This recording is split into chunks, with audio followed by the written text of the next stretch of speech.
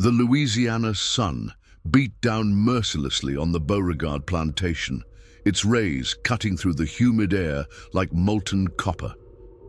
Sarah wiped the sweat from her brow with the back of her calloused hand, her dark skin glistening under the oppressive heat of August 1859. The cotton fields stretched endlessly before her, white bowls ready for harvest, each one representing another day of backbreaking labor under Master Beauregard's cruel watch.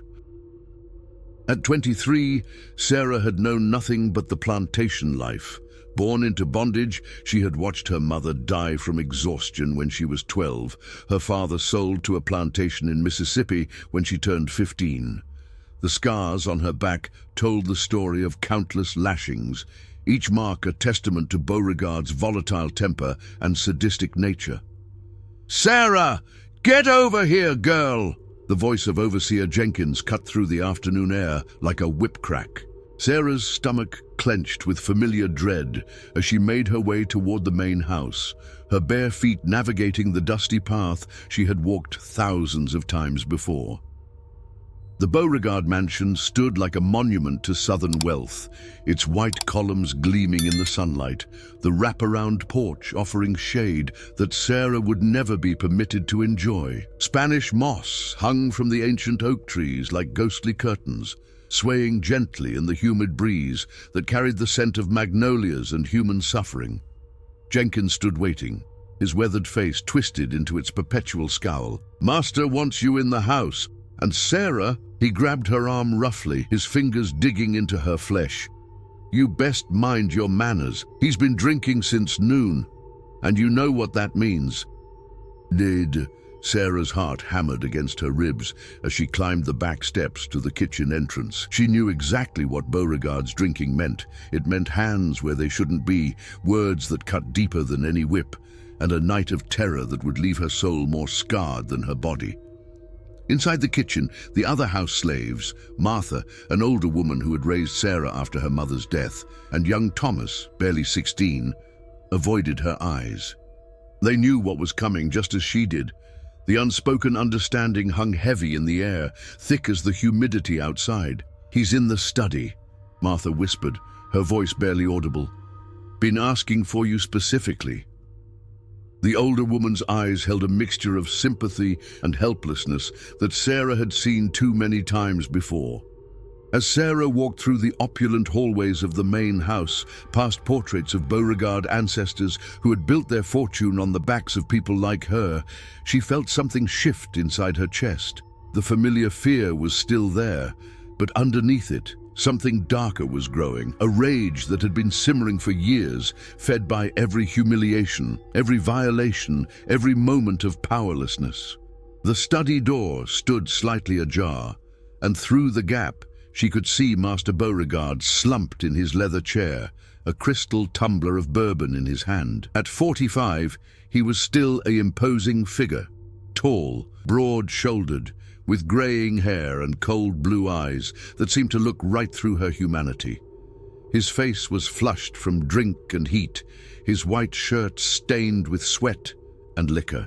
"Come in, Sarah," he slurred, not bothering to look up from his glass. "Close the door behind you." Sarah's hand trembled as she reached for the door handle.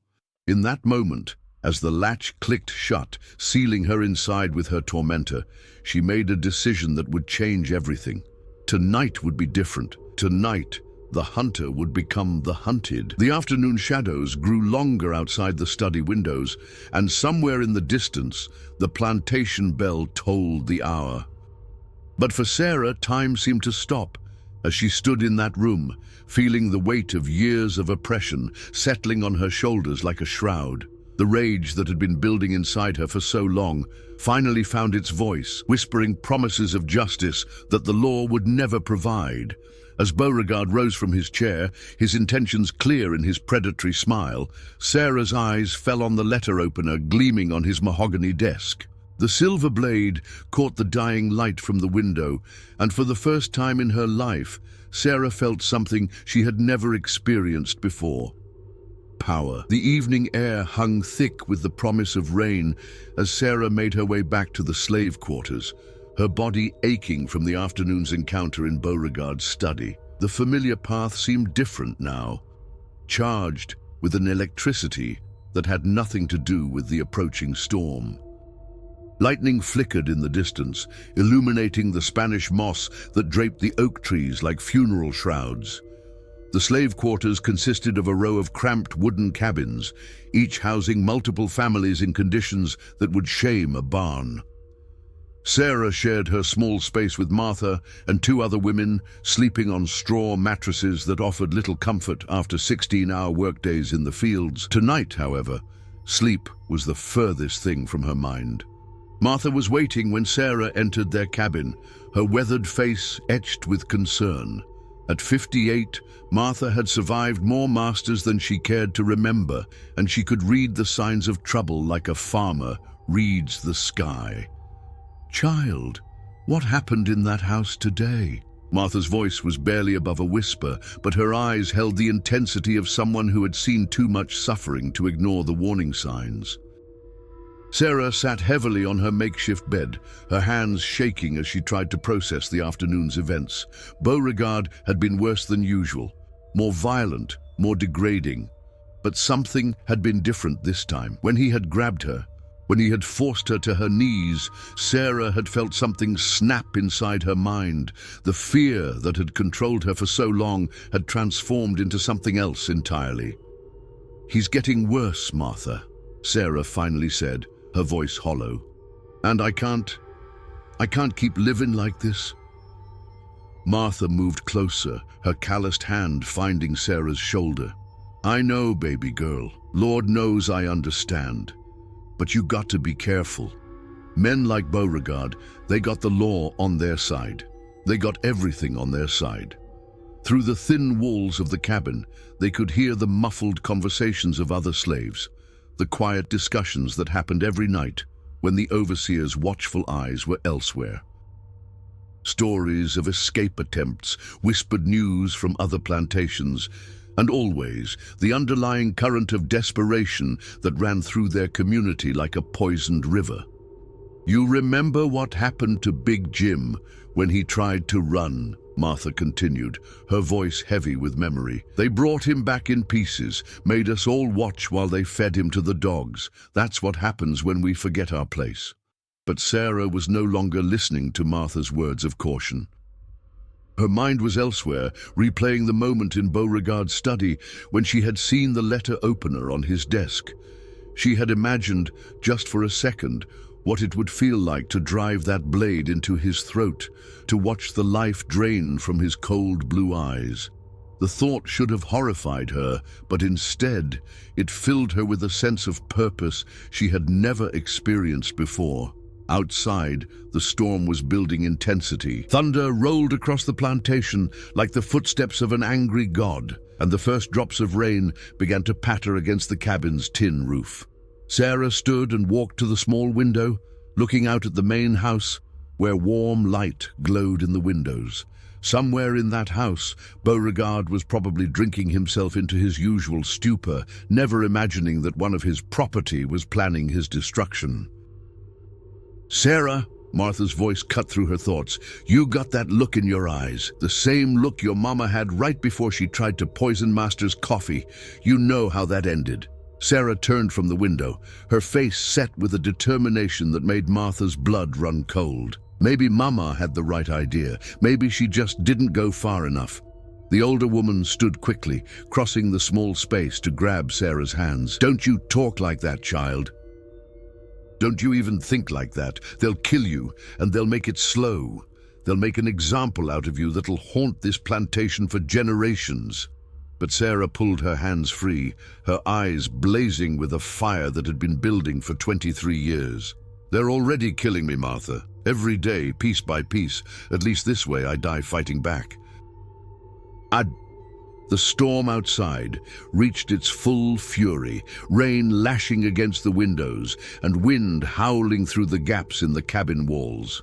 In the distance, they could hear the sound of shutters banging against the main house, and Sarah smiled grimly. The storm would provide perfect cover for what she had planned. As the night deepened, and Martha finally fell into an uneasy sleep. Sarah lay awake on her straw mattress, her mind working through every detail of her plan. She knew the layout of the main house better than anyone. She had cleaned every room, polished every surface, memorized every creaking floorboard. She knew that Beauregard always passed out in his study after a night of heavy drinking, and she knew exactly where he kept the key to the meat house, where the butchering tools were stored. The rain continued to fall, washing the plantation clean, and Sarah felt as though it was washing away her fear as well. Tomorrow night, when the storm had passed and Beauregard was celebrating at the Whitmore Plantation's harvest ball, she would put her plan into motion. Tomorrow night, the balance of power on the Beauregard plantation would shift forever. As lightning illuminated the cabin one final time before the storm began to move on, Sarah closed her eyes and allowed herself to imagine a world where she was no longer property, no longer victim. It was a beautiful dream, and she was willing to die to make it real. The morning after the storm dawned clear and humid, the Louisiana air thick with the scent of wet earth and blooming jasmine. Sarah moved through her daily routine with mechanical precision, her body performing the familiar tasks while her mind remained focused on the plan that had crystallized during the sleepless night. Every movement, every interaction was now calculated with the cold efficiency of someone who had nothing left to lose. The plantation buzzed with activity as the slaves worked to repair the damage from the previous night's storm. Fallen branches littered the grounds, and several of the field hands were busy clearing debris from the cotton rows. Sarah had been assigned to help Martha in the main house, preparing for Master Beauregard's departure to the Whitmore plantation that evening. As she polished the silver in the dining room, Sarah's ears were attuned to every conversation, every snippet of information that might prove useful. She learned that Beauregard planned to stay overnight at the Whitmore estate, returning sometime the following afternoon. This gave her more time than she had originally hoped, time to execute her plan and dispose of the evidence before his absence was noticed. "Sarah, take these linens down to the wash house," Martha instructed, her voice carefully neutral. The older woman had been watching Sarah all morning with growing unease, recognizing the dangerous calm that had settled over the younger woman like a shroud. The wash house sat at the edge of the plantation grounds, near the meat house where livestock was butchered and processed. As Sarah hung the wet linens on the line, she studied the meat house with new eyes, noting the heavy wooden door, the iron lock, and most importantly, the window that faced away from the main house and slave quarters.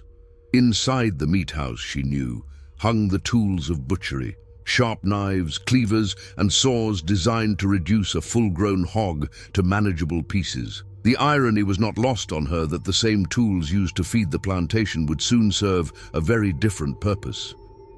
"You planning something foolish, girl?" The voice belonged to old Moses, the plantation's head butcher, who had appeared silently behind her.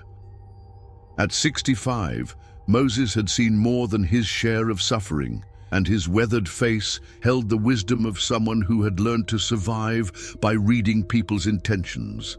Sarah turned slowly, meeting his knowing gaze. "Just hanging laundry, Moses." The old man stepped closer, his voice dropping to barely above a whisper. "I seen that look before, child. Seen it in your mama's eyes right before she tried to poison the master's food. Seen it in Big Jim's face before he made his run for freedom. That look gets people killed. Maybe some things are worth dying for," Sarah replied, her voice steady despite the hammering of her heart. Moses studied her for a long moment, then glanced toward the meat house. "You know, that lock on the meat house been acting up lately. Sometimes it don't catch proper, especially after a storm like we had last night. Might want to check it later, make sure everything's secure." The old man walked away without another word, but Sarah understood the message. Moses, like many of the older slaves, had learned to communicate in codes and implications, finding ways to resist without directly challenging the system that held them all captive. As the day progressed, Sarah continued her preparations with methodical care. She noted the patrol patterns of the overseers, memorized the timing of the night watch, and identified the best route from the slave quarters to the main house that would avoid detection. Every detail mattered. There would be no second chances. In the late afternoon, she watched from the kitchen window as Beauregard's carriage was prepared for his journey to the Whitmore plantation. The master emerged from the house dressed in his finest clothes, a black suit with silver buttons, polished boots, and a silk top hat that gleamed in the fading sunlight. He looked every inch the Southern gentleman, the very picture of respectability and refinement. Only Sarah and the other slaves knew the monster that lurked beneath that civilized facade. "Don't wait up for me," Beauregard called to Jenkins as he climbed into the carriage. "I'll be back tomorrow afternoon. Keep the slaves working, and if anyone gives you trouble, you know what to do." Sarah watched the carriage disappear down the oak-lined drive, carrying her tormentor away from the plantation. In approximately 24 hours, he would return, expecting to find everything exactly as he had left it. Instead, he would find something very different waiting for him. As evening fell and the slaves gathered for their meager supper, Sarah forced herself to eat, knowing she would need her strength for what lay ahead. The conversation around her seemed muted and distant, as though she was already separating herself from the world of the living. Martha kept shooting worried glances in her direction, but Sarah avoided eye contact, afraid that her resolve might waver if she saw the fear in the older woman's eyes. After supper, as the plantation settled into its nightly routine, Sarah lay on her straw mattress and waited.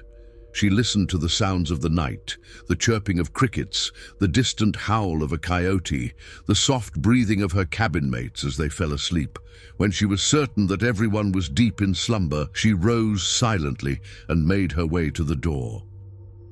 The night air was cool against her skin as she stepped outside, the storm having broken the oppressive heat that had gripped the plantation for weeks. Stars glittered overhead like scattered diamonds, and a half-moon provided just enough light to navigate by.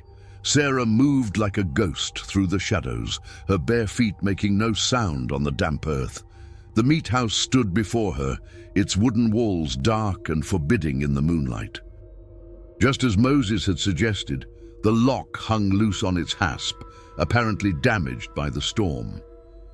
Sarah slipped inside, her eyes adjusting to the deeper darkness within. The smell hit her first, the metallic scent of blood and death that permeated the wooden walls.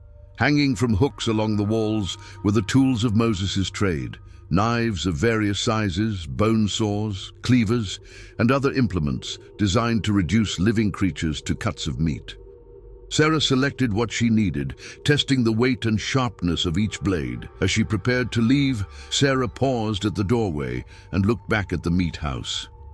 Tomorrow night, this place would serve as the stage for her final act of defiance. The tools she now carried would write the ending to a story that had begun 23 years ago with her birth into bondage. The walk back to the slave quarters felt like a journey between worlds, from the realm of the victim to the domain of the avenger.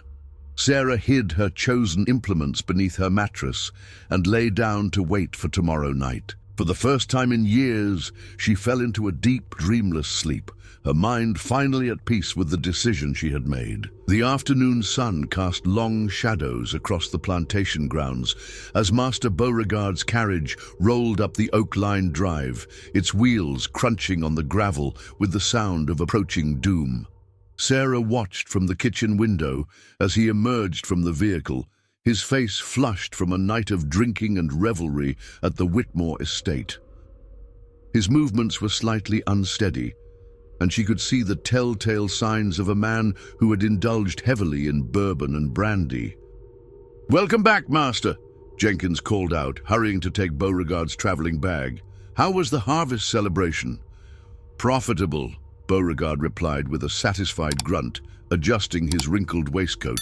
"Whitmore's agreed to increase his cotton orders for next season, and the entertainment," he chuckled darkly, "well, let's just say Southern hospitality is alive and well."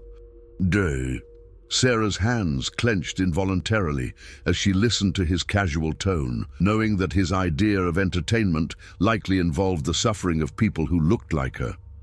She forced herself to continue peeling potatoes for the evening meal, maintaining the facade of the obedient slave while her mind raced through the final preparations for what was to come. The afternoon passed with agonizing slowness. Sarah performed her duties with mechanical precision, helping Martha prepare Beauregard's dinner, cleaning the dining room, and ensuring that everything in the main house was exactly as he expected it to be. All the while, she was acutely aware of the weapons hidden beneath her mattress in the slave quarters, waiting for darkness to fall. As evening approached, Beauregard settled into his study with a bottle of his finest Kentucky bourbon, a ritual that Sarah had observed countless times before. Through the partially open door, she could see him reviewing plantation ledgers, calculating profits from human misery with the same casual attention he might give to livestock inventories. "Sarah," his voice cut through the evening air like a blade, "bring me some of that cornbread Martha made, and close the door behind you." Sarah's heart hammered against her ribs as she prepared the plate, her hands trembling slightly as she arranged the cornbread just as he preferred it. This was it, the moment she had been preparing for. She walked through the familiar hallways of the main house, past the portraits of Beauregard ancestors who had built their wealth on the backs of enslaved people, knowing that this would be the last time she would make this journey as a victim. The study was dimly lit by oil lamps, casting dancing shadows on the walls, lined with leather-bound books that Beauregard could barely read. He sat behind his massive mahogany desk, his shirt unbuttoned at the collar, his hair disheveled from running his hands through it. The smell of bourbon hung heavy in the air, mixing with the scent of tobacco and the underlying mustiness of old money. "Set it down there," he gestured to a side table without looking up from his ledger, "and pour me another drink." Sarah moved with careful deliberation, setting down the plate and reaching for the crystal decanter. As she poured the amber liquid into his glass, she studied his profile. The weak chin hidden by carefully groomed whiskers, the pale skin that had never known a day of honest labor, the soft hands that had inflicted so much pain on others. "You know, Sarah," Beauregard said, finally looking up at her with eyes that were already glazed from alcohol, "I've been thinking about you while I was away, thinking about how useful you've become around the house." The predatory smile that spread across his face was one Sarah had seen too many times before, and she felt the familiar knot of fear and revulsion form in her stomach. But underneath those familiar emotions, something else was stirring, a cold, calculating rage that had been building for 23 years. "Yes, master," she replied, her voice carefully neutral as she had been trained since childhood. Beauregard rose from his chair, swaying slightly as the bourbon affected his balance. He moved toward her with the confidence of a man who had never faced consequences for his actions, never imagined that his property might one day turn against him. "I think it's time we had another one of our private conversations," he said, reaching out to touch her face with fingers that reeked of tobacco and bourbon. Sarah stood perfectly still as his hand traced the line of her jaw, her mind detaching from her body in the way she had learned to survive these encounters. But this time was different. This time, she was not the helpless victim she appeared to be. Hidden beneath her rough cotton dress was a small paring knife she had taken from the kitchen, and in her cabin, larger blades waited for the work that lay ahead. "You're trembling," Beauregard observed with satisfaction, mistaking her anticipation for fear. "Good. I like it when you remember your place." He moved closer, his breath hot against her ear as he whispered the degrading words she had heard so many times before. But Sarah was no longer listening to his voice. Instead, she was calculating distances, timing, and the exact moment when she would transform from victim to avenger. The grandfather clock in the corner chimed 9 o'clock, its deep tones echoing through the study like a funeral bell. Outside, the plantation had settled into its nightly routine, the slaves locked in their quarters, the overseers making their rounds, and the main house isolated in its bubble of privilege and power. Beauregard's hands began to wander, and Sarah felt the familiar surge of helpless rage that had defined her existence for so long. But tonight, that rage had found a purpose, a direction, and a means of expression that would shock the very foundations of the plantation system. "Please, master," she whispered, playing her role one final time. "Not tonight. I'm not feeling well." Beauregard laughed, a sound devoid of any human warmth. "Since when do I care how you feel? Your property, Sarah. You exist for my pleasure and convenience, nothing more." Those words, "your property," echoed in Sarah's mind like a death sentence. But tonight, the sentence would be carried out on the judge rather than the accused. As Beauregard's hands grew more aggressive and his intentions became clear, Sarah reached for the small knife hidden in the folds of her dress. The time for submission was over. The time for justice had begun. The grandfather clock had just finished chiming 10 o'clock when Sarah made her move. Beauregard, now heavily intoxicated and lost in his own sense of power, had his back turned as he poured himself another bourbon. The moment stretched like eternity as Sarah's fingers closed around the handle of the paring knife hidden in her dress. "You know what I love most about you slaves." Beauregard slurred, his words thick with alcohol and malice. "You never fight back. You just take whatever we give you, like the animals you are." Those words, spoken with such casual cruelty, ignited the rage that Sarah had been suppressing for 23 years. In one fluid motion, she stepped forward and drove the small blade deep into the side of his neck, just below his ear. The knife was small, but it found its mark with deadly precision. Beauregard's eyes went wide with shock and disbelief as his hand flew to his neck. Feeling the warm blood that was already beginning to flow, he spun around to face Sarah, his mouth opening and closing like a fish out of water, unable to comprehend that his property had just attacked him. "You," he gasped, blood beginning to foam at the corners of his mouth. "You can't. I own you." "Not anymore," Sarah replied, her voice steady and cold as winter steel. Beauregard lunged toward her, his hands reaching for her throat, but the alcohol and the wound had already begun to affect his coordination. Sarah stepped aside easily, and he crashed into the side table, sending the crystal decanter and glasses shattering to the floor. The sound of breaking glass seemed unnaturally loud in the confined space of the study. The master of the plantation, the man who had held absolute power over hundreds of human beings, fell to his knees, clutching his neck as blood seeped between his fingers. His expensive white shirt was rapidly turning crimson, and his breathing had become labored and wet. "Help!" he wheezed, looking up at Sarah with eyes that now held fear instead of arrogance. "Please, I'll free you. I'll give you money." Sarah looked down at him with the same cold detachment he had shown her for so many years. "You should have thought of that before you decided I was property." She watched as the life slowly drained from his eyes, as the man who had terrorized her and countless others finally faced the consequences of his cruelty.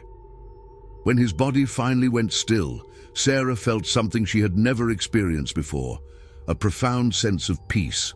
But her work was far from over. The small wound from the paring knife had been enough to kill him, but it would not be enough to send the message she intended. Sarah left the study and made her way through the darkened house to the back door, moving with the silent efficiency of someone who knew every creaking floorboard and squeaky hinge.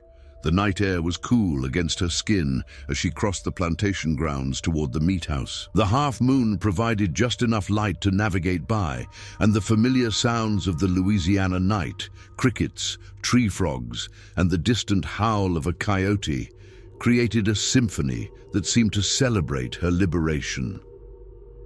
Inside the meat house, Sarah retrieved the larger blade she had hidden there the night before.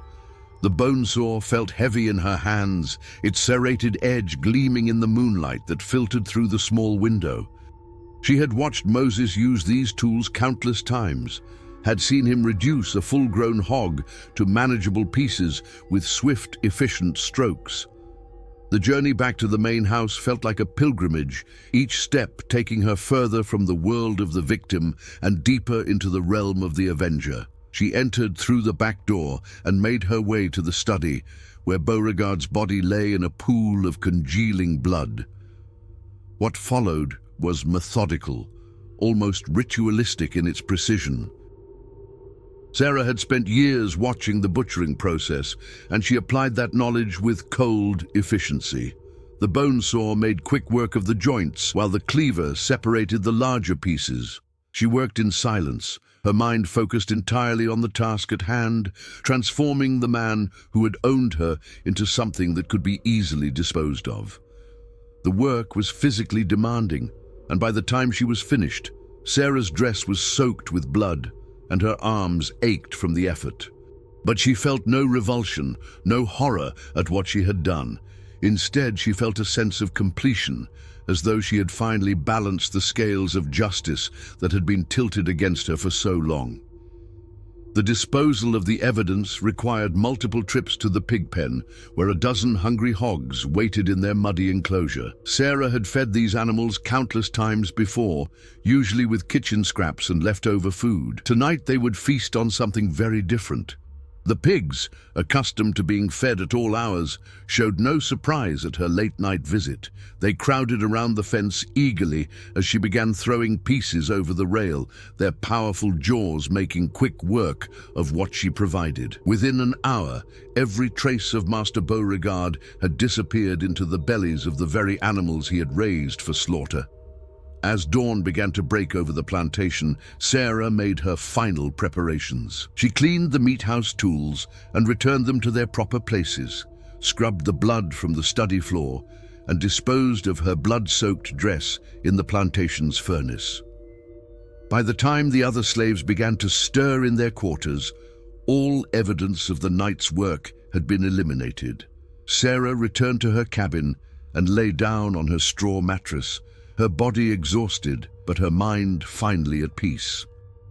For the first time in her life, she was truly free, not legally perhaps, but in the only way that really mattered. She had broken the chains that bound her spirit, and no one could ever enslave her again. 3 days had passed since Master Beauregard's disappearance, and the plantation buzzed with nervous energy as overseers and field hands alike tried to make sense of the mystery. Jenkins had discovered the empty study on the morning after Sarah's night of reckoning, finding only a few drops of what appeared to be spilled bourbon on the floor and the lingering scent of tobacco in the air. "He must have gone for a walk and gotten lost," Jenkins muttered to the other overseers as they gathered in the plantation office. "Maybe fell into the bayou. You know how he gets when he's been drinking." Sarah listened to these conversations with carefully concealed satisfaction as she went about her daily duties. The irony was not lost on her that the same people who had helped Beauregard terrorize the enslaved population were now frantically searching for their missing master, never suspecting that the quiet woman serving their meals had orchestrated his disappearance. Martha, however, was not so easily fooled.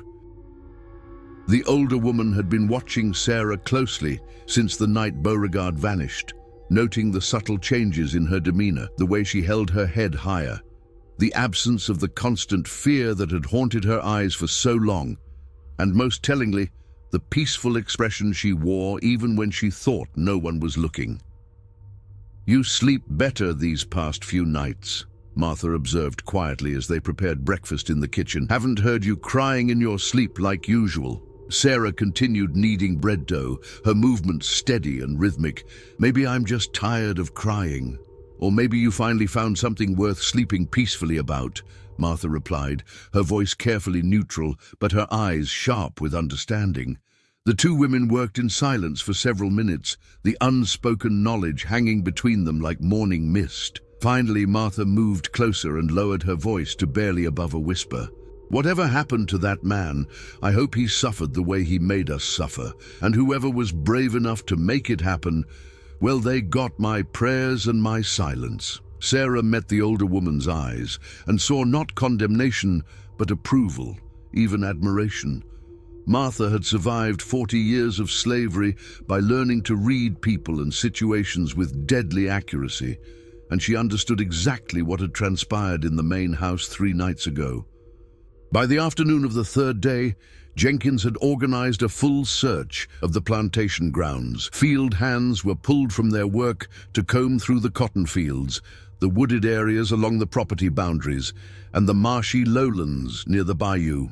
The search party moved with the methodical precision of men who knew their own lives might depend on finding their missing master. "Check every building, every shed, every hiding place," Jenkins barked at the assembled searchers. Master Beauregard didn't just vanish into thin air. He's got to be somewhere on this property. Sarah watched the search from the kitchen window, noting with grim amusement how the men avoided looking too closely at the pig pen. The hogs had been unusually content these past few days, lying in the mud with the satisfied lethargy of animals that had fed well. If any of the searchers had bothered to examine the pen more closely, they might have noticed that the pigs seemed unusually well fed for animals that were typically given only scraps and slop. Old Moses, the head butcher, caught Sarah's eye as he passed by the kitchen window. The elderly man's face was carefully neutral, but there was something in his expression that suggested he understood more than he was letting on. When their eyes met, he gave an almost imperceptible nod before continuing on his way. As evening approached and the search party returned empty-handed, the atmosphere on the plantation grew increasingly tense. Without Beauregard's presence, the carefully maintained hierarchy that kept the plantation functioning began to show signs of strain. The overseers argued among themselves about what to do next, while the enslaved population watched and waited with the patience of people who had learned to survive by reading the shifting winds of power. "We need to send word to Master Beauregard's brother in Charleston," one of the overseers suggested during their evening meeting. "He'll know what to do." "And tell him what?" Jenkins snapped. "That we lost his brother like a set of car keys? That the master of a 1,000-acre plantation just disappeared without a trace?" The arguments continued late into the night, but Sarah paid them little attention. She had more important concerns, like ensuring that her secret remained buried as deeply as Beauregard's remains in the bellies of the plantation's pigs. As she lay on her straw mattress that night, listening to the familiar sounds of the slave quarters settling into sleep, Sarah allowed herself a moment of quiet satisfaction.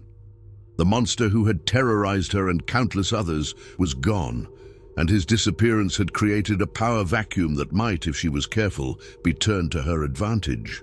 But she also knew that her work was far from over. Beauregard's brother would eventually arrive from Charleston, and with him would come new dangers and new challenges. The plantation system that had created monsters like Beauregard was still intact, and there would be others ready to step into his place.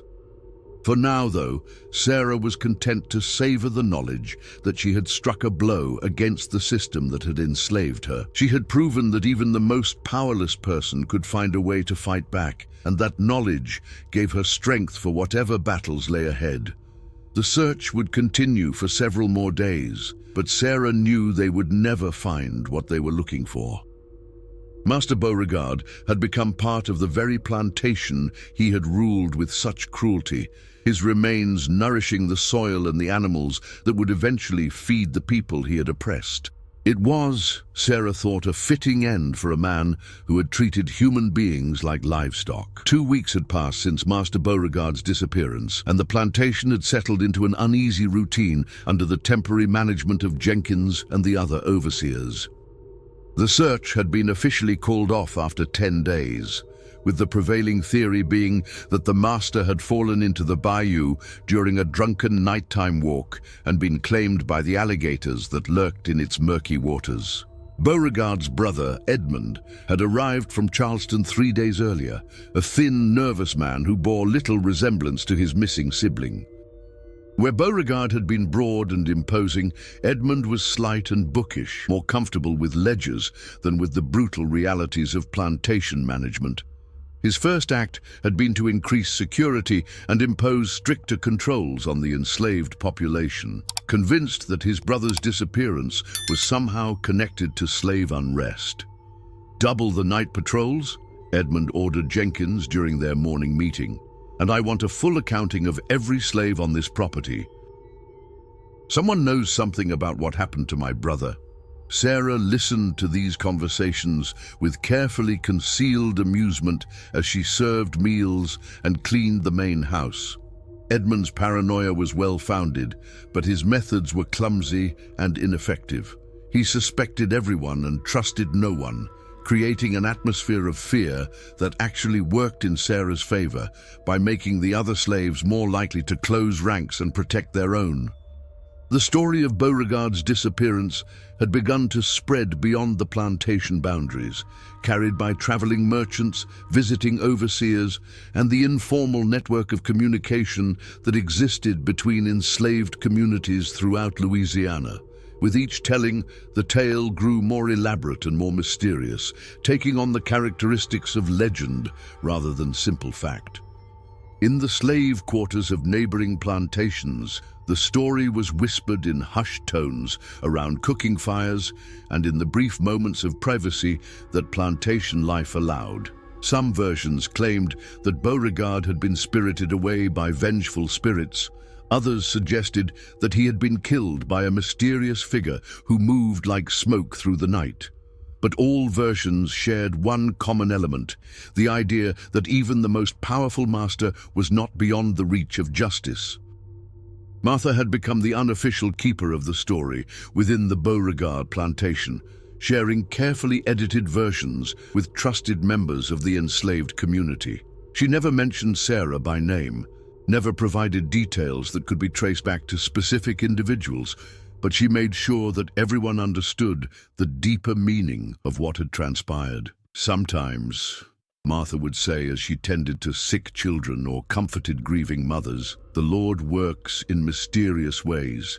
Sometimes he uses the most unlikely instruments to deliver his justice. Sarah found herself becoming something of a folk hero among the enslaved population, though her role in Beauregard's disappearance was never explicitly acknowledged. Other slaves would catch her eye and nod respectfully, or find small ways to make her life easier. An extra portion of food here, assistance with difficult tasks there. The unspoken understanding was that someone among them had struck a blow for all of them, and that person deserved their protection and support. The psychological impact of Beauregard's disappearance extended far beyond the plantation boundaries. Throughout the region, masters who had ruled through fear and brutality began to look over their shoulders, wondering if they too might one day simply vanish without a trace. The absolute power they had wielded for so long suddenly seemed less absolute, and the people they had treated as property began to seem more dangerous. Old Moses, the head butcher, had become Sarah's unofficial protector, using his position and the respect he commanded among both slaves and overseers to shield her from suspicion. When Edmund questioned him about the night of Beauregard's disappearance, Moses provided a carefully crafted alibi that placed Sarah in the slave quarters all night, tending to a sick child. "That girl's got healing hands," Moses told Edmund, with the conviction of someone who had lived long enough to perfect the art of strategic deception. Spent the whole night with little Mary's fever, never left the quarters once. 3 weeks after the disappearance, a traveling preacher arrived at the plantation, a free black man named Reverend Samuel, who had been granted permission to minister to the enslaved population. His sermons were carefully monitored by the overseers, but he possessed the skill to embed messages of hope and resistance within seemingly harmless biblical stories. "Remember the story of David and Goliath," Reverend Samuel preached to the assembled slaves, his voice carrying across the plantation yard. Sometimes the smallest among us can bring down the mightiest giant. Sometimes the Lord chooses the most humble instruments to work his will. Sarah sat in the back of the gathering, listening to words that seemed to speak directly to her experience. She had been David to Beauregard's Goliath, using cunning and courage to defeat an enemy who had seemed invincible. The parallel was not lost on the other slaves, who glanced in her direction with expressions of understanding and admiration. As autumn settled over Louisiana and the cotton harvest began, life on the plantation had found a new equilibrium.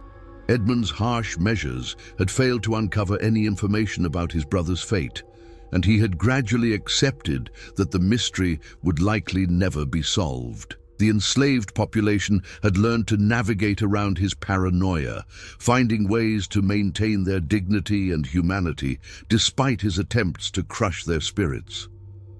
Sarah continued her daily routine, but she was no longer the same person who had trembled in fear at Beauregard's approach. She carried herself with quiet confidence, secure in the knowledge that she had proven her own power in the most definitive way possible. The other slaves looked to her for leadership, though she was careful never to assume any formal authority that might draw unwanted attention. The legend of Sarah's deed continued to spread throughout the South, carried by the underground networks that connected enslaved communities across state lines. In some versions, she became a supernatural figure capable of moving unseen through locked doors and heavily guarded compounds.